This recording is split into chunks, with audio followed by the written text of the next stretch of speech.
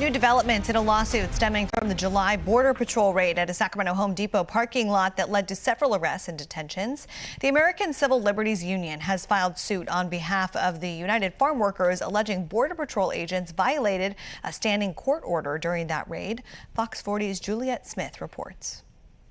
Good evening. This new lawsuit essentially alleges that the El Centro Border Patrol agents who arrested individuals in this parking lot not only broke a federal court order, but also violated the Fourth Amendment. The ACLU is now asking the judge to uphold that preliminary injunction. I'm not impeding.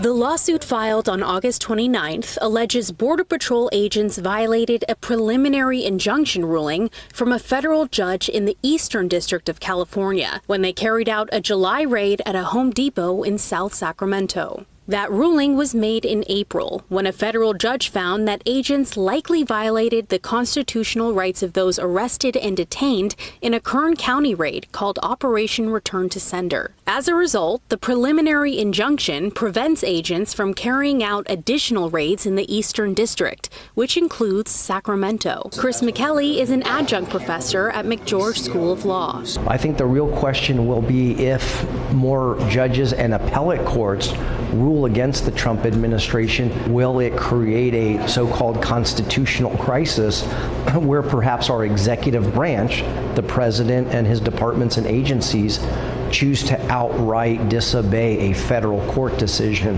The ACLU is accusing the Border Patrol agents of three major violations in this new lawsuit: racial profiling, indiscriminately arresting people en masse without individualized suspicion, and incomplete and inaccurate documentation of the Sacramento stops and arrests. They're asking that the judge require new training and remove agents involved in the Sacramento raid from participating in operations until they receive more training. However, the U.S. Supreme Court just decided earlier this week in a 6-3 decision that they could basically make stops for anyone who perhaps is engaged in activities that we associate with illegal immigrants. People look a certain way. I mean, they reversed a unanimous U.S. Supreme Court decision that that sort of activity cannot occur. Among those detained, 18-year-old Selvin Osbeli Meja Diaz, a rising senior at Valley High School. The ACLU says Diaz was in full compliance with immigration proceedings when arrested.